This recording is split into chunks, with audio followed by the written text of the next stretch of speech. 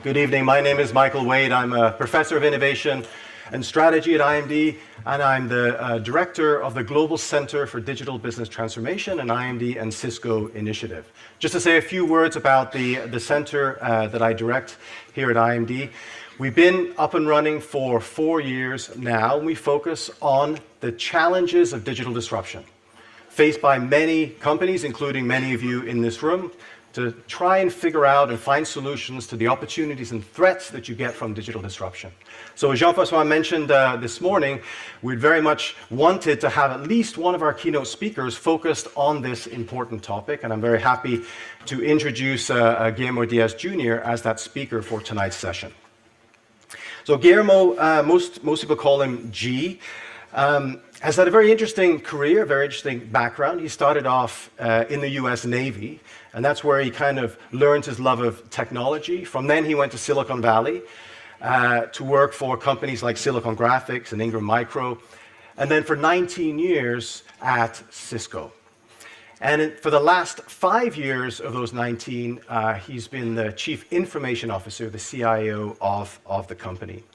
During his time at Cisco, he's won multiple awards for his business and technology leadership, including, but not exclusively, Silicon Valley Top Business Leadership Award, the Star of the Year from the Hispanic IT Executive Council, and the Best CIO Community Champion. In fact, he strongly believes that we all have the responsibility to give back and raise the next generation of leaders.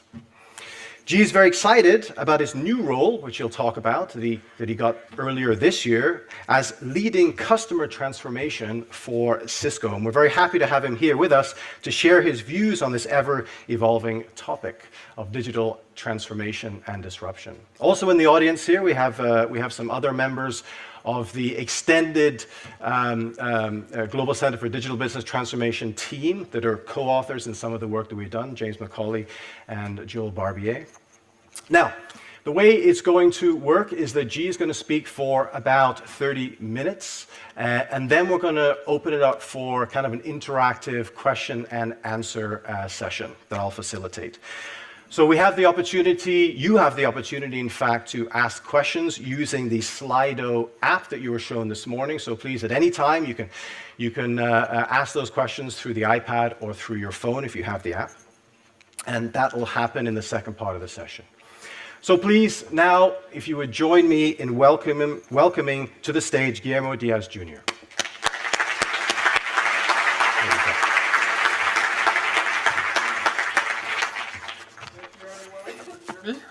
Can you hear me? Now you can hear me. Kind of loud. Well, thanks for having me here. It's my pleasure and honor to be with all of you and to be a part of this partnership with IMD. In fact, my team, as Mike said, is here with me in the audience. And we have a great, I'll be referencing this book. If you haven't seen it already, this is the partnership between IMD and Cisco, the Cisco team. And I'm very honored to be referencing that as the first part of my session. The second part of my session is really about what we have done inside of Cisco. To give real examples. I've been there now almost 20 years. I started when I was 5 years old. Why are you laughing? But I haven't learned everything, but we've learned a lot of things. And I want to share that with you in a very practical way. And then I want to get a little bit personal about transformation of leadership. So let's get into it. The harnessing the power of transformation. The interesting part of this is my new role. As Mike said, the last 5 years I've been the Chief Information Officer at Cisco across the globe. But now I have this title of Customer Transformation. And transformation is a word that is really interesting because in my role now, I've asked many different organizations in government, in business, in education, when you think of transformation, what do you think of? Anybody? Does anybody have when you think about transformation? A new good thing. Anybody else? Change. innovation. So I've had everything from we've changed our process to life as you know it is not the same. So if you ask 10 people, you're going to get 100 different answers. And this is something that my team is really, really focused on, is how do we get down to what does transformation mean? And then one person said, why don't you just Google it? So we did. And but it really comes down to a change in composition. And for us in our business, we've grown up as a hardware company for 30 years, over 30 years. And now we're transforming into new models. And I'll share what that looks like. But this whole change in composition, it's not just about taking a 10-step process down to 6. It's optimization. But what does it mean to actually change and transform? It's a verb, it's ongoing, it's ever changing, it's perpetual.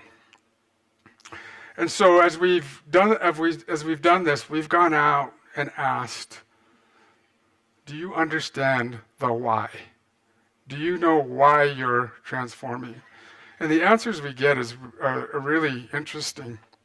I've recently spoken to one of the largest military units in the world, and I've asked, why are you transforming? And I don't know that it's very clear. So I think getting to the why are you transforming? Is it because your competition is on your tail? Is it because you need to be more agile? Is it because you need to manage your risk? What are the reasons around your transformation? Why are you transforming? And what are your North Stars? So this is the question that we're asking. And what we find, again, through the research that we've done with IMD, we've learned that 3.5 out of 10 market incumbents will be displaced. And the time it takes for this significant disruption is 1 to 3 years. And by the way, when we did these studies just 2 years ago, that number, the majority, was 3 to 5 years. So the time continues to decrease. And what we're seeing is 88% view digital disruption as a major threat. Again, 2 years ago, that number, the majority, was 27%.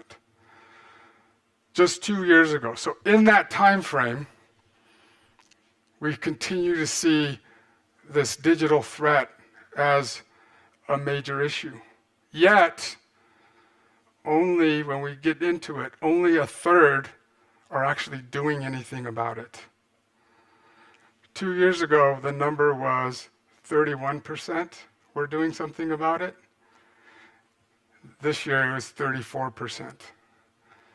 So even though the shift in the threat is happening, those that are actually doing something about it is not increasing accordingly.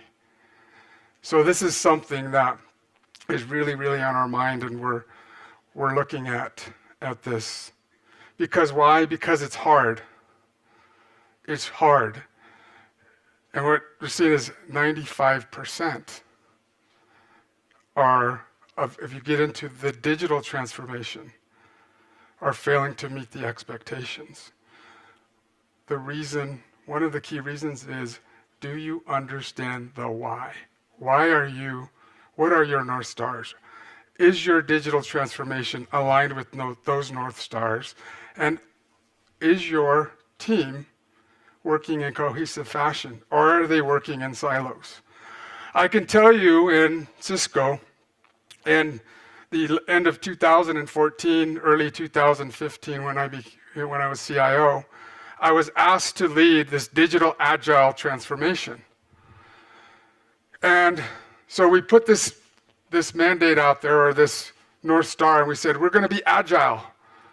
And what we found was we all went and we started to become agile. But we were doing it in pockets, in silos. So everybody was doing agile, but nobody was doing agile. So everybody was doing agile, but we still had to bring it together on the back end when we would do a major release or when we would launch a new product. We had to bring it all together on the back end. Because why? Everybody was doing it differently. But when you dig into it, actually, and luckily, we had an orchestration process called the integrated checkpoint. And what we found was, if you think about the orchestra, each of the musicians were playing a different tune. So they weren't playing in harmony. But yet, when I dug into that through the integrated process, I found that each of them were using the same tools, the same approach, but they were doing it differently. So when I asked, why are you doing it differently? Well, because our constituent is different, because our process is different. Everybody had a reason why. So instead of saying, I want a common approach, what I asked was, why don't you go back and tell me why you're different? And the answer that I got back was, after that research, was we're not different. We're actually 90% overlap. In fact, the tools that we use, the process that we use, and the approach is pretty much the same. So we recommend to use a common platform, a common tool set, and a common training ground, a common training approach. And so that's what we did. And what we saw over the course of just 18 months, we saw our adoption of Agile and alignment go from 23% to 83% in a matter of 18 months. We saw the release cycles and our ability to deliver value to the business increase by 20x. We improved our security posture by 60% and improved our quality by 92%. So not only did this align the organization and drive that orchestration, but it also created the velocity to value and velocity to deliver new business transformation, new capabilities. And so that was a big eye-opener for us. So this success, in order to succeed, the orchestra has to be playing the same tune. Different musicians, different instruments, but aligned to the same North Star. And this is some of the work that we've done with IMD, with the research there. But I want to share with you what we've done, taking that same approach, going deeper into our business transformation. We ask these same questions. Ask this question inside of Cisco. Why am I doing this? What is the North Star for our transformation? And in 2015, our CEO, Chuck Robbins, he became CEO in 2015, and he said we were going to do 3 things. We were going to accelerate the pace of innovation, because our business we're doing okay, but we're not innovating fast enough. We're not going to market fast enough, and we're not giving our customers what they need. We need, because we're a technology company, we need to show the value of the network. And the network is gluing everything together. It's foundational to every business, and we need to continue to show the value of the network, but in the language of every organization that we're touching, in their business language. And we're moving to new business models. We're transforming our models. But even more importantly, what we learned over that time was that the culture needed to transform. We needed to bring the people along. We needed to bring the people along this journey from all of those perspectives. The mindset of innovation, showing the value, and being able to articulate the value and showing that transformation. But also that we needed a diverse culture, and we needed to bring people along with who they are when they come to work every day. So that conscious culture was really important to us. So these were our North Stars. Everything that we do has to align with these North Stars. And so we started this journey looking at our business model, driving these new innovations, taking that innovation and improving it, integrating that into our operating model, and then feeding it back into the business model. So this was a life cycle. And at the end of the day, making sure that the experience that we provide to our customers was what they needed. Experience. It's about the experience and improving that. And how then we connected our own digital technologies, whether that's the digital experience all the way down to how we delivered that through our own infrastructure, how we're using our own technologies to drive those experiences so that we could share those with our customers, and continually translating technology into business transformation. This was a real important piece for us. It was also about how do we then ensure that we're managing risk around our business and driving this motion of continuous operations, showing continuous value to the business. How are we improving those experiences? How are we driving growth? How are we driving cost efficiencies? And making sure that as these new models get integrated into our environment, that we've also continued to show the value.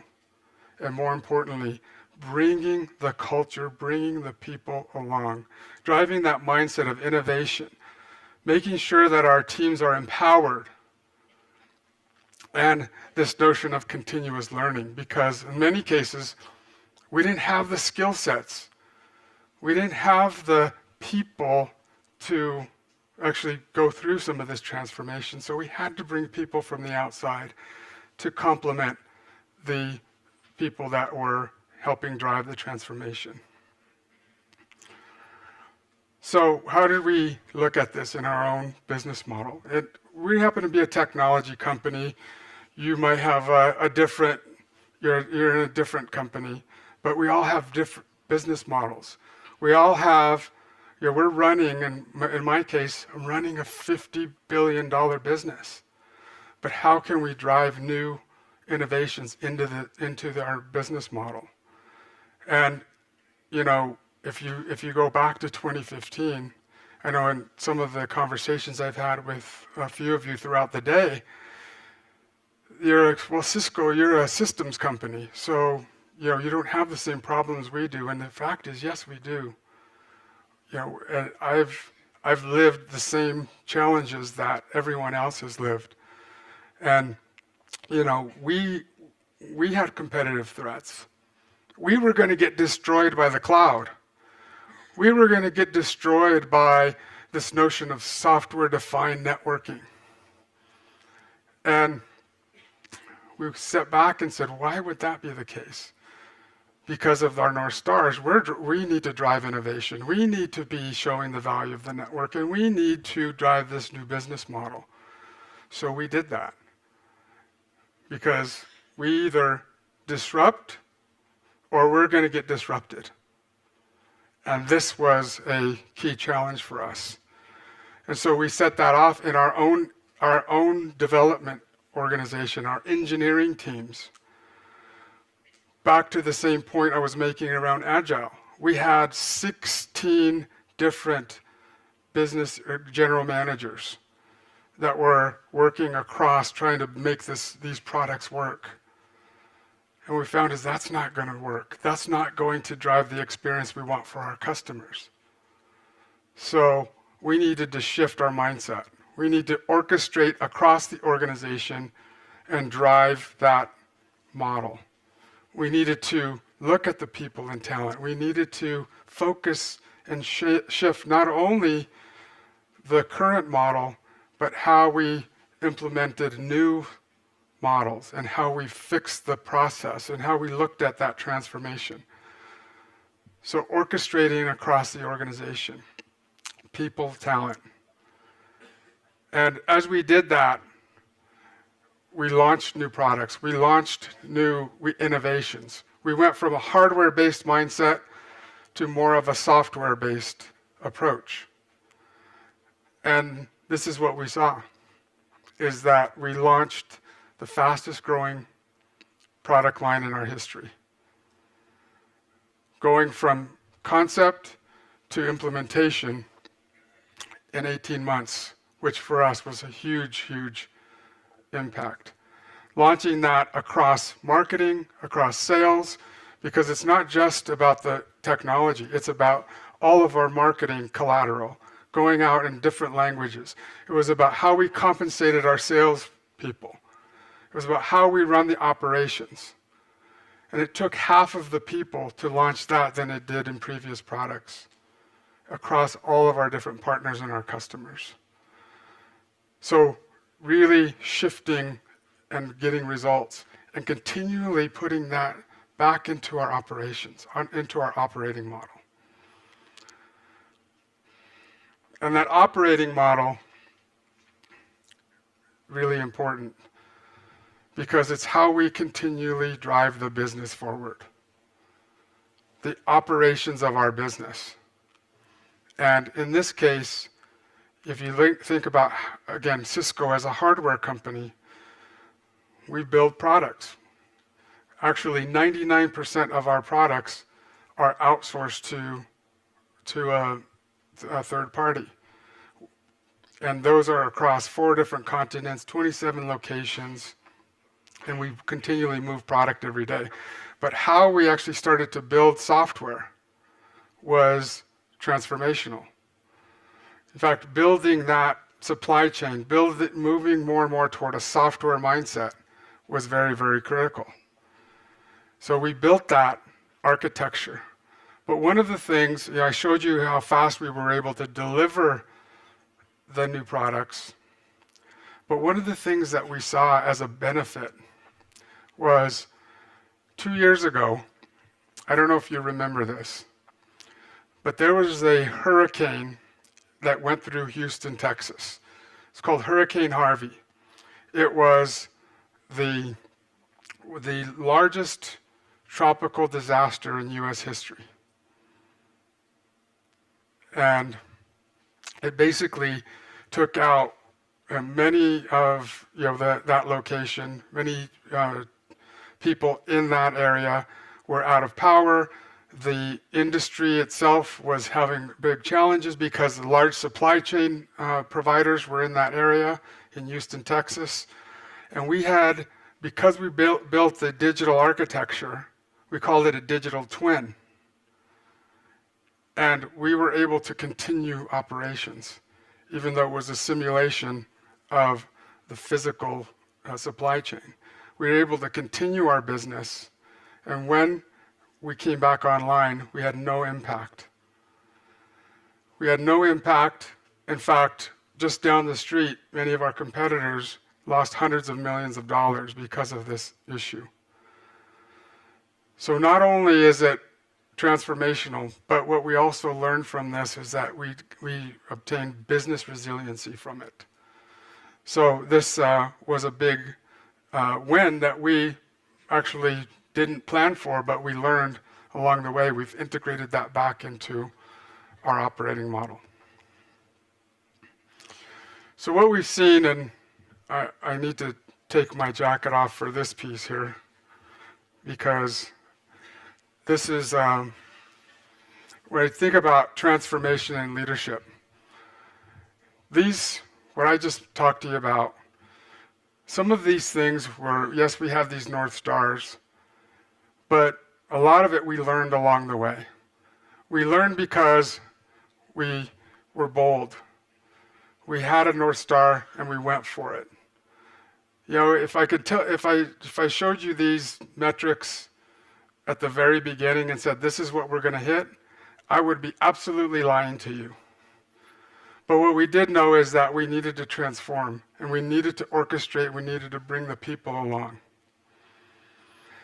And I think that's in not just in our business, but even in our own leadership transformation. And I'll tell you that, being in the IT guy, being in Cisco in the technology team for 20 years, and now doing this role called customer transformation. I'm working with customers, so I'm flexing new muscles.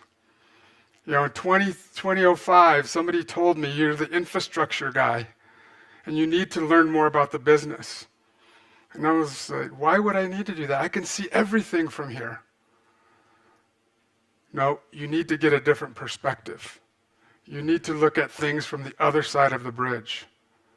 And when I finally did that, I learned, and I have an acronym for this, IDKS.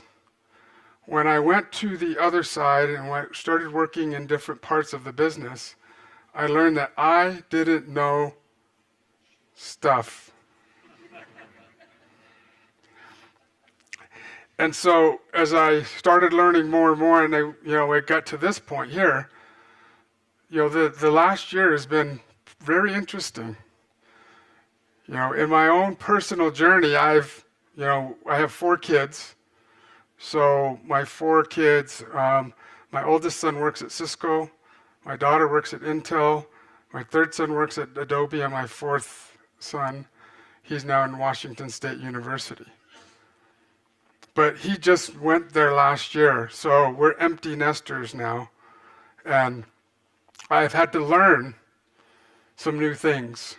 I've had to learn that, what it's like, again, to be with my wife alone after 20-something years. I've had to relearn some things about what it's like. And, moving from the IT CIO, the global CIO, to this new role, I've had to unlearn some things. So I've had to unlearn, it's like, I don't wake up every day thinking about that operational issue. I need to be thinking about more strategic things. So I've had to learn some things, I've had to relearn some things, and I've had to unlearn some things. And it's a transformation, it's a personal, perpetual leadership task, not only in our business, but life happens. And I lost my dad this year, so that's been a change as well. So life happens.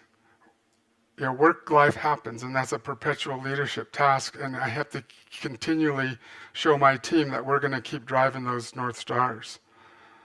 And they've shown me too, my team have actually taught me quite a bit, because, I know a lot of things, but, part of being that leader is to have these must-haves, as we call them, to be humble, because I know many things, but I don't know everything. And this is where I rely on my team to show me the way, to help me in those areas where I don't have the capability or the skills, and learning new things, and being adaptable. So when you do learn those things, you have to move, you have to shift, just like I showed throughout the 3 examples. And put bold statements out there.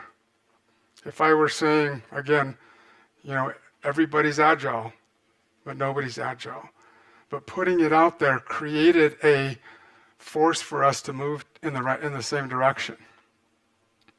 And we have to be engaged. Making sure that our team sees us engaged. And when we do that, we have to continually drive this notion of orchestration. We are the orchestrators of our business, the orchestrators of our teams, and bringing them together, making sure that the players in the team are working together, that the band, that the musicians are working in harmony. Because change is going to happen. Change will happen by us. Change will happen with us. and sometimes it happens to us. And as I said, and not only in the business journey, but also in my own personal journey, my own leadership journey. I've learned a lot of things, but I have learned that change is going to happen. And if we don't adapt, if we don't move forward and drive this orchestration, it's going to be tough. And what we've also learned is change itself. The normal change management processes are changing. So change itself is changing. And my hope is that, when you're here, I know that even this morning as I was sitting in some of these sessions, I've learned a lot. So continuous learning and looking at change in different ways. And this change, yes, it is, you can look at transformation as change, but is it really shifting you to new areas? Is it gaining new revenue? Is it transforming your leadership? Is it, driving growth? Is it changing the composition? So change is changing. And my hope is that the partnership that we have with IMD, that I can spend the next couple of days with all of you, and hopefully this is helpful, and I'll ask Mike to come back up, and thank you very much.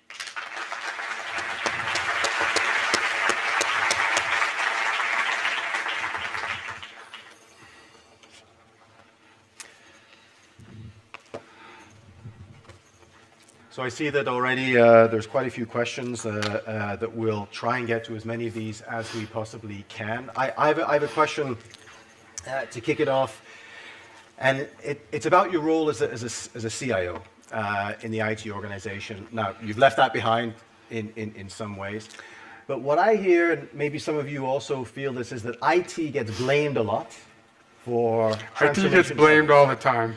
All the time. All right? the time. All the time. Do you think that's fair? I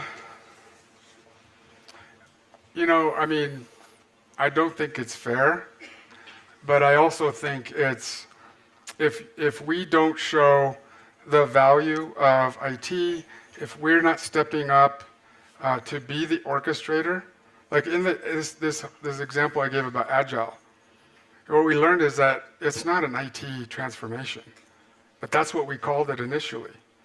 So we actually put ourselves in that position sometimes. We actually labeled it as, this is the IT transformation, and what we found is it's not. It's actually the business transformation, and we were the orchestrator of that. So we can, basically say that, put our hand up and say, it's not our fault. You can have any laptop as long as it's black. You can have any phone as long as it's an Apple or whatever, but you have to adapt, and you have to be able to listen to the feedback, and then adapt accordingly. There's a good question here from Klaus. The question is, where in the process did you experience the hardest situation, the most pain going through the transformation? So, and this is my perspective, and I get a chance to talk to many customers. Like even 2 weeks ago, we were at Cisco Live, which is our largest customer event. And I always ask this question, what is the biggest barrier to driving your transformation? And I ask for one word, and the biggest word that comes up in the word cloud is always culture. Are you bringing the people along? Is the culture shifting along with you and your transformation? And that's I think the hardest thing, Mike, is the cultural shift that has to be made. The technology is one piece, but if the culture doesn't adapt or adopt, then it's why the number's 95%. So how do you do that? How do you bring them along in a world where you can't just tell them to go along anymore and expect them to follow? How do you bring them along? Yeah, I think you start to show examples, right? Like again, you start to show, you connect the value, right? What is the North Star that you want to attain? Let's go try an example. Launch a small 2-pizza team, or as we call them, and see if you're getting results. See if you can show the value, and then be able to use that as the example, as the catalyst for moving to sort of the next phase. Go through the business model, drive the innovation, incorporate that into the operating model, and continue the life cycle. But this is what I get asked all the time is, this sounds great, what do I do on Monday? Right? What do I do on Monday? And I think it's really about, determining that North Star, and then, for the new models, start small, right? Show the value, because if you can't show the value, why you keep going? Right?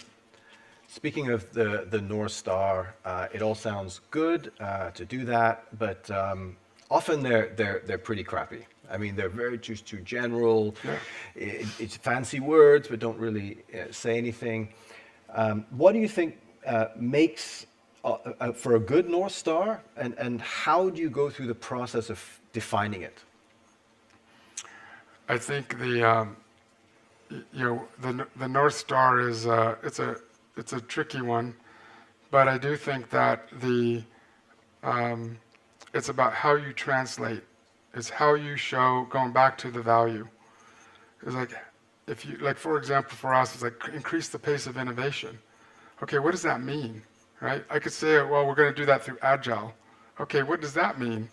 And you start to, take it down to logical, practical steps, right? How am I going to actually, allow us to go through an agile cycle? And it's not just development, because the business has to be lockstep with you along the way. So, how do I increase the pace of innovation, and then start making those practical steps toward that end? Showing the end-to-end value. Sure. Right? Sure. You mentioned in your talk about the importance of a conscious culture. So Elizabeth has asked the question, what is a conscious culture? What do you mean by a conscious culture at Cisco? Yeah. So when we think about a conscious culture, we talked about how do we ensure that everyone in the organization, and we do this every month, is understanding where are we at with these North Stars, right? So, for example, our CEO, every single month, through our collaboration platform, has a session, and it's called the Cisco Beat. And in Cisco Beat, we learn about, the new innovations. We learn about, what's going on with our business model. We bring in outside speakers to sort of drive, inspiration. We show that connection to the community. So it's one thing to do well in your business, but it's also another thing to do well for the world. And the conscious culture brings those two things together, is how are we thinking about not only the business growth, but how are we thinking about bettering the community, bettering humanity. And conscious culture is about how we drive the business results and the connection to diversity, to inclusion, to things that are not necessarily business oriented, but they're good for the community. Is there a link in the conscious culture idea to openness and empowerment? Are those elements of the conscious culture? Yeah, absolutely. Openness, in a lot of ways, coming forward with issues that have been out there for many years, and making sure that people feel like they can bring those issues forward without ramification. And I think that's a big part of the conscious culture.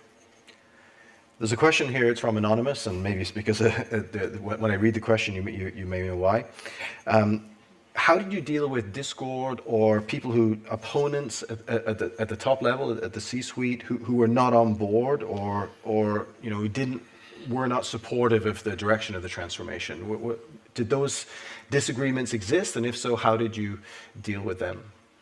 I think as you go through a transformation, you're gonna have people that come along the journey, and you're gonna have people that just cannot get there.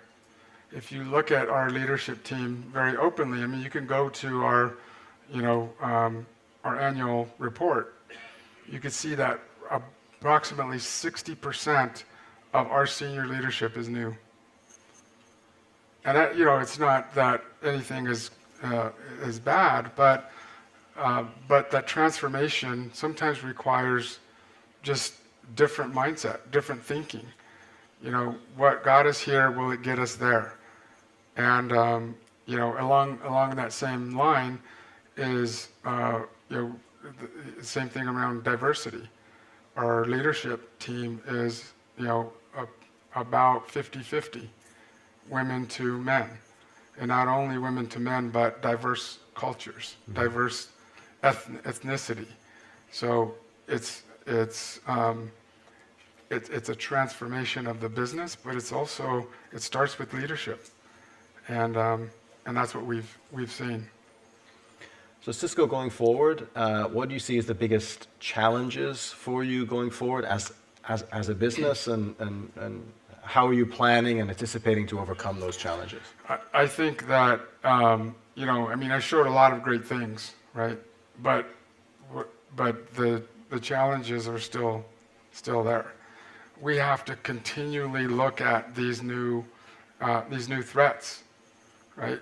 We said 88% view, the digital threats are happening, but only a third are doing anything about it. Mm-hmm.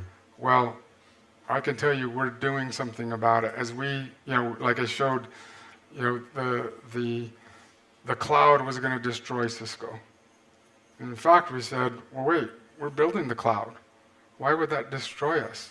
So it was about how you actually harnessed the power of these threats to your advantage, looking at them and really analyzing and going deep into, are they really threats, or are they something that we should be leading?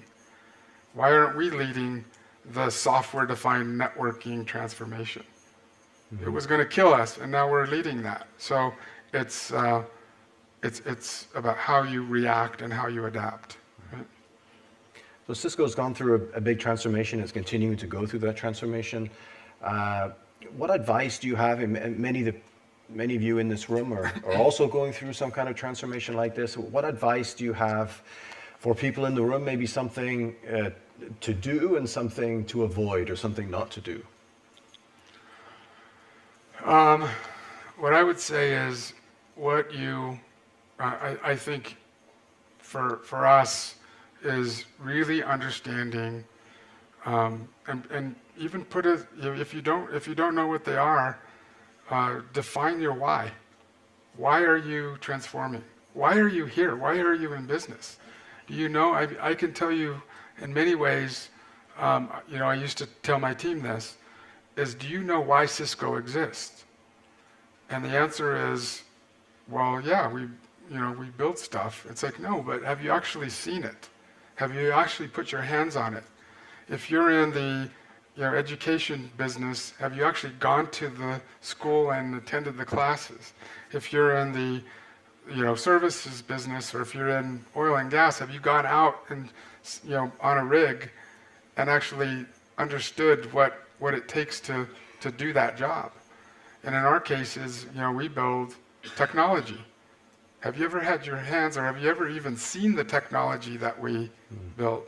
So connect yourself with the why, right? Understand why you're there every day. And I would say is, and that connects back to the North Stars. And then whatever you do and however you lead your team should be headed toward those North Stars. And what I would say is don't be one of the the 2/3 that don't do anything. Because, if you think that you're not going to be disrupted, it's you could be surprised. It could be somebody sitting in a garage somewhere building a new product, or it could be a large incumbent, an Amazon that is going to take your business. So don't put your head in the sand. You mentioned that 95% of digital transformations fail. That's a pretty high number. Do you think it's because the expectations are too high? This is a question coming from the floor. Do you think it's just the expectations are way too high for the transformation? Do you think it's a lack of clear vision, or why do you think the failure rate is so very high? I think it's because we fail to align the expectations and then the actual outcomes. Right? We're not aligning the outcomes and showing the value of those outcomes. We're just expecting, like I was given the example, if I were saying in the agile transformation, we failed. We failed the first time because we were going to be agile, but we weren't. We just created a different way to become, siloed. We were still siloed, but it wasn't really until we stepped back and said, how do we orchestrate across? How are we going to launch this new, more transformational piece? Because all we were doing was optimizing. We weren't transforming. And I think that, so I would say we failed the first time. And so when we came back, it was with that mindset toward the North Star, with the outcomes in mind, right? And how did you convince those teams? Many of you may have the same situation, that the transformation is actually not one transformation, it's many, many, many different small transformations that are not very well coordinated or aligned. And how do you convince each different piece of the puzzle to work together? Because often you go there and you'll show them that some other team is doing something very similar, and they'll say, yeah, but we're different. We're different, or we don't have the time, or something like that. So we hear all the time. We hear, I gave that example. We're different. Well, why are you different? Well, because, I'm supporting the engineering organization, and they have a whole different, and they don't like, the marketing team. So it's like, well, then showing them not only will go back and find a common ground, but tell me why you're different. Show me why you're different. And then the answer comes back with, well, we're not as different as we thought. We're actually more aligned than, and here's the proposal that we believe will help us better align, better drive the transformation that we need, right? So changing the conversation. Let me switch gears and ask you a question, a personal question, a question about you. You mentioned you have 4 kids, you have married once. You're a fit guy, you're healthy, you're a scratch golfer. And you have a very demanding, stressful job. How do you manage to do all of that? What's your secret? My wife, she's the boss. That's a good answer. And it can never be the wrong answer, by the way. Yeah. I think it's the same concept, Mike. It's like, you orchestrate across your business, but you have to orchestrate across your life. And, I look at my 4 kids now, and it's like they're in a different place in their life. But, we all had we talk about this at home. We all have a job. We all have a role. Now, again, my wife's the CEO, so she kind of bosses us around.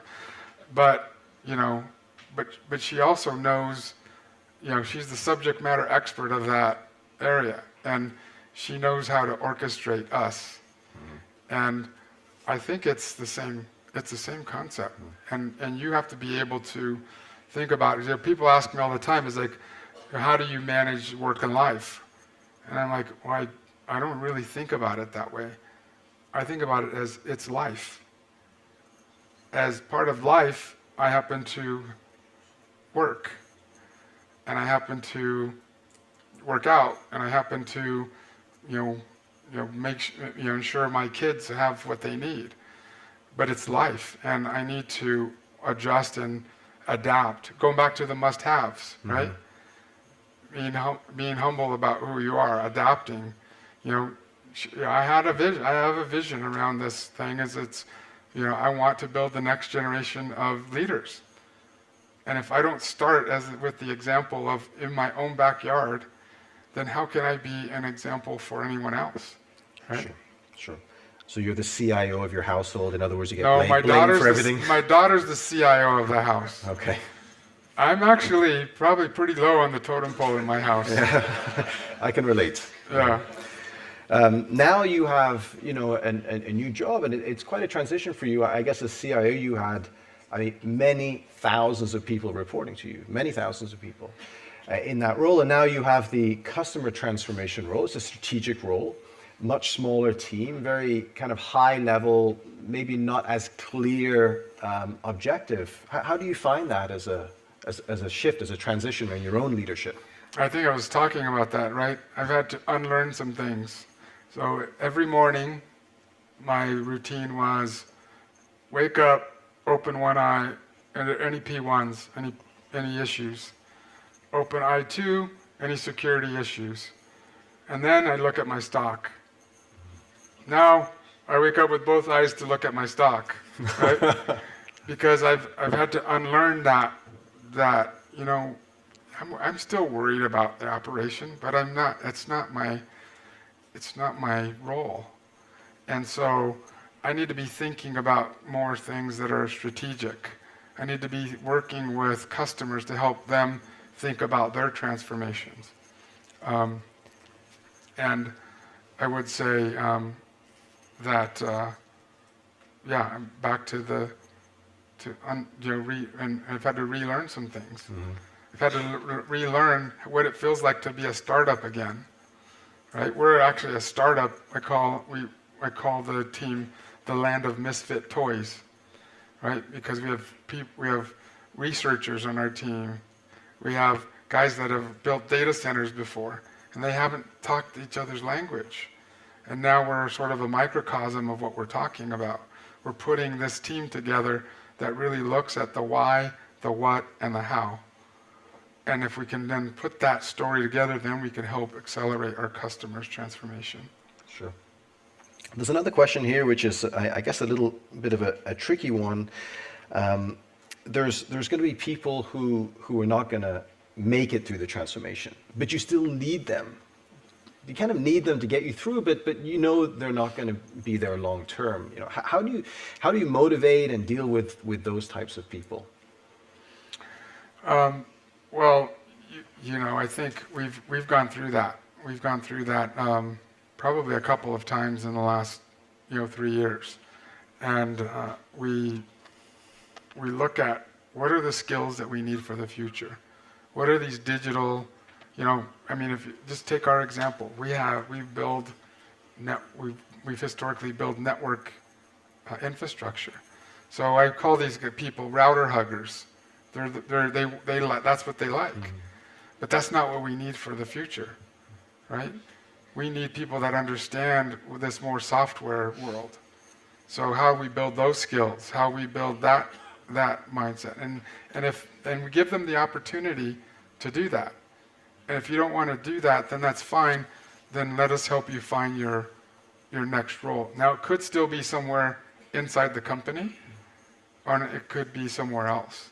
And that's sort of but we do that in a very humane, very humble way, right? You have to treat people with respect always. And that's one of the values that I think we have in our company. Treat people with respect. Don't just, say one day you don't have a job, go figure it out, right? Sure.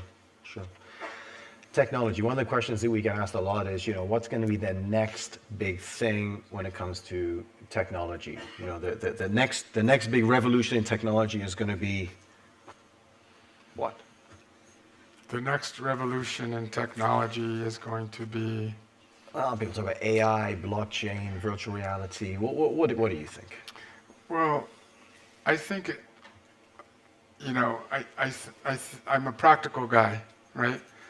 So we do have AI, We do have blockchain. We have examples of that. But the one thing that I always talk about is if you don't have your underlying foundation set, if you don't have your culture set, then these are a lot of buzzwords, right? These are a lot of things that you can kind of put out there, but then they're gonna be part of the 95%. So you really have to think about really what is the value, and how do you go use some examples toward AI? How does that tie to your data foundation? Because if your data foundation isn't there, then AI isn't going to help you much. So Sure. I think there's a practical perspective on that, but I think it's having you have to make sure you have the solid foundation. But I do think, we have AI. We use AI in our operations. We have blockchain in our supply chain. That's helped drive this digital twin. We're showing a lot of this today. Any final words of wisdom to the people aggregated here that you would like to share from what Cisco has gone through or you've gone through personally over the last few years? No, I think we're all in the same boat, right? I think we can show examples. We have and are going through a journey. It's a transformation and it's perpetual. And if I think and sit on my laurels and think that, oh yeah, we've transformed, it's like that's putting our head in the sand. So I would my advice is, don't ever, don't put your head in the sand. And you've learned a lot along the way. We've learned a lot along the way, and that helps us do the next thing. It gives us enough wisdom and enough vision to do the next thing. And I like to say, always remember where you came from to know where you're going, because that gives you that connection back to reality. Sure. Well, I'd like to say thank you on behalf of everybody here. Thank you for coming to talk to us today. Really appreciate it. We have a small gift on behalf of IMD. Thank you.